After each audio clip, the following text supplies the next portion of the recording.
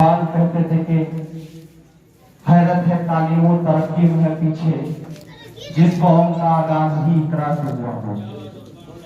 अल्लाह के रसूल सल्लल्लाहु अलैहि वसल्लम ने इनका महीना या यूं कहो कि जिस मुबारक महीने में दुनिया को एक रोशनी मिली, आज उस महीने की 6 तारीख तो हम लोग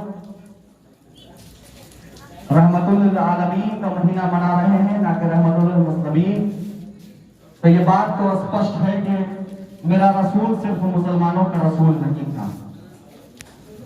तो जब हम अपने रसूल की पैरवी करने वाले लोग या गुलाम मुस्तफा तुराब नियाजी सिर्फ मुसलमानों का नेता कैसे हो सकता है? हमारा फर्ज है कि इंसानियत के लिए लड़ा जाए, इंसानियत के लिए बोला जाए, और इंसानियत किसी धर्म किसी जाति के मोहताज नहीं। हमारे लिए उतना ही करीब जितना मेरा सगा भाई जिसने मेरी मां के पेट से जन्म लिया हो, उतना ही करीब कोई दुनिया के साथ समुद्र पार भी बैठा, कोई राजेश कुमार, कोई अखिलेश सिंह, कोई और नाम, कोई सिंह, कुमार, कुशवाहा, कुर्मी, यादव, गुप्ता, कोई भी हो सकता है। हम मुसलमान बाद में हैं, इंसान पहले हैं।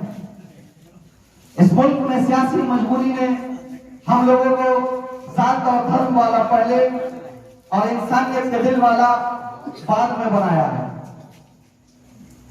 सनातन धर्म की आस्था का सबसे पावन पर्व चल रहा है। आज अष्टमी है, मेरे ख्याल से पूरी दुनिया को ये सनातन धर्म के वेदों से संदेश मिला, संदेश के ये पाप का अंत का महीना है। एक तरफ 1400 साल पहले पाप का अंत, एक तरफ 14 वर्ष का मर्यादा पुरुषोत्तम श्री राम का वनवास, एक तरफ आपकी अपनी कैंडिडेट जो आपके न्याय के लिए बात करती है 14वें नंबर पर जिनका स्थान। मैं बात कर रहा हूं मोहतरमा सुकुल आरा का, जिनका चुनाव निशान है मेज छाप यानी टेबल, इंसाफ का वो टेबल जिसके मोहताज रोहतास नगर पंचायत की जनता अब तक रही है कि हमेशा हमारा काम टेबल के नीचे से हुआ है।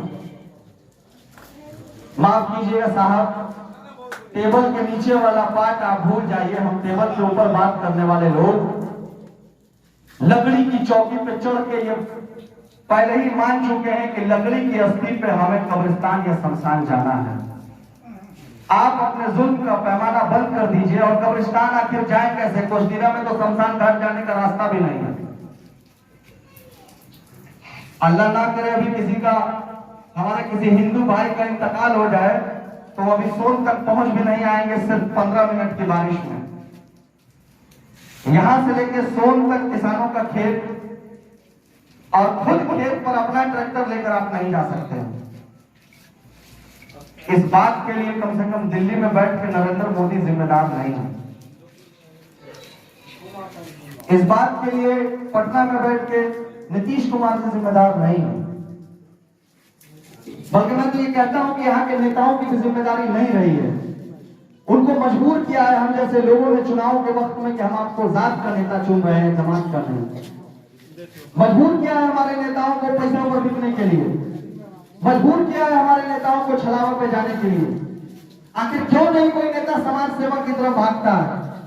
आज चुनाव है, सबके बैनर पोस्टर पे सामाजिक कार्यकर्ता और जाने हिंदी के बहुत टफ वर्ड कौन कौन से वर्ड लिखे जा रहे हैं। हुजूर अगर नजर आना है तो तस्वीर में नहीं तकलीफ में नजर आएंगे। और तस्वीर से याद आया, तस्वीर वाला पोस्टर टंगा था चंदा कर करके। पूरे नगर पंचायत में 70 पोस्टर टंगवाया था। परसों से लेके आज तक में 29 पोस्टर फट चुका है। कम से कम हमारे जज्बात को तो मत भाड़िए। जैसे तैसे पोस्टर चमक रहा है, देखते रहिए।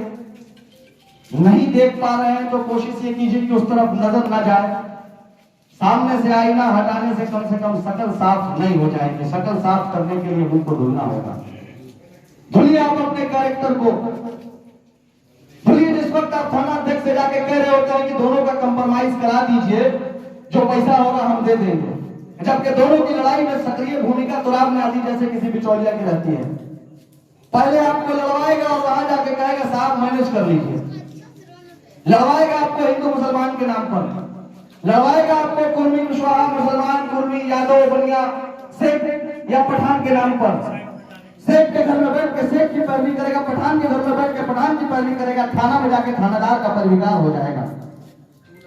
आपको कहेगा साहब ने 10,000 मांगा है, आपकी हैसियत देख के दूसरे को कहेगा कि साहब ने 15,000 मांगा है, बाद में मामला 13,000 पे सेट।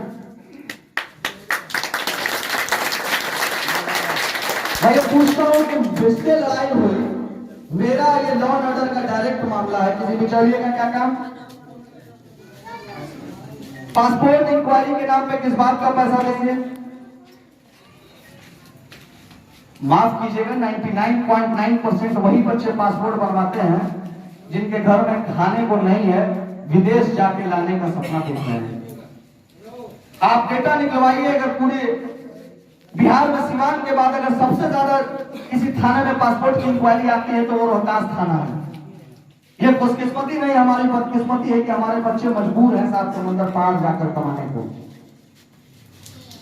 दुनिया होती होगी सोना के और हीरा के खान पर, हम सोना और हीरा से भी बेशकीमती खान पर हैं।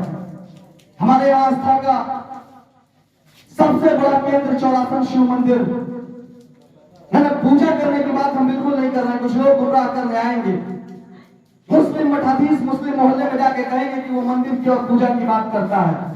मैं कहता हूं कि मैं अल्लाह के रसूल सल्लल्लाहु अलैहि वसल्लम की वो बात करता हूं कि उनकी आस्थाओं के ख्याल तुम रखना। अगर तुमने उनके खुदाओं को गाली दिया और पलट के उसने तुम्हारे खुदा को गाली दिया तो गाली दिलाने का जिम्मेदार तुम। आपके पढ़ाई जारी है। अगर मेरा कोई आलिम साथी अगर मुझे सुन रहे हो तो स्टेज पर आके करेक्ट जरूर करेंगे कि मैं गलत बोल रहा हूं।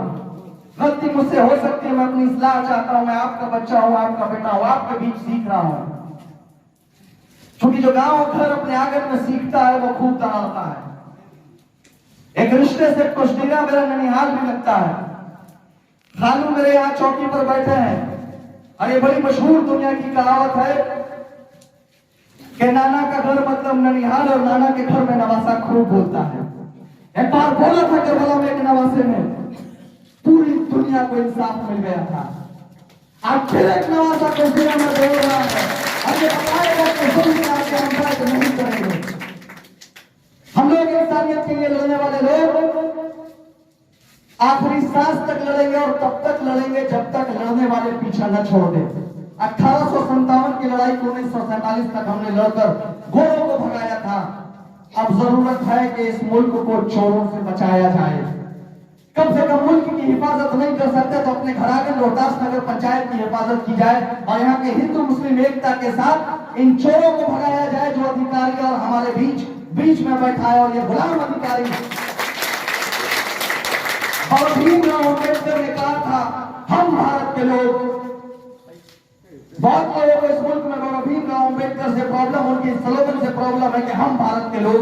तो उन्होंने बताया कि हम मुसलमान लोग, हम हिंदू लोग, हम कुर्मी लोग, हम कोयली लोग, हम यादव लोग। माफ कीजिएगा, बाबा साहब का एक चाहने वाला एक अम्बेडकरवादी मुस्लिम मोहल्ले में चीख के कह रहा है हम भारत के लोग रोहतास को रोहतास वो रोहतास बनाएंगे जिस रोहतास में न हिंदू की कल्पना होगी न मुसलमान की कल्पना होगी।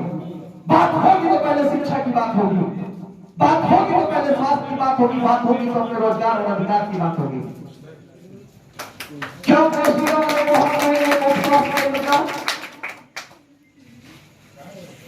यही जिनकी उंगली पकड़ के तुराब ने चलना सीखा था। हमारे एक चचा बीमार हुए रात के 2 बजे, यहाँ गालिबन 1 बजे हॉस्पिटल पहुंचना पड़ा था, पैरालिसिस अटैक था। अगर कोई ऐसी सुविधा हमारे यहाँ होती है 1 किलोमीटर के रेंज में तो क्यों रोहतास हॉस्पिटल जाके आधा घंटा वेट करना पड़ता कि डॉक्टर आएगा कि नहीं आएगा। बहुत लंबा डिस्कशन होगा इस चुनाव में। वो तमाम चीजें लाई जाएंगी, शमशान, कब्रिस्तान, पाकिस्तान, जो प्रदेश स्तरीय या राष्ट्र स्तरीय मुद्दा होता है। आपके दरवाजे पर नेता आएंगे, आपको अलग अलग तरह से गुमराह करेंगे।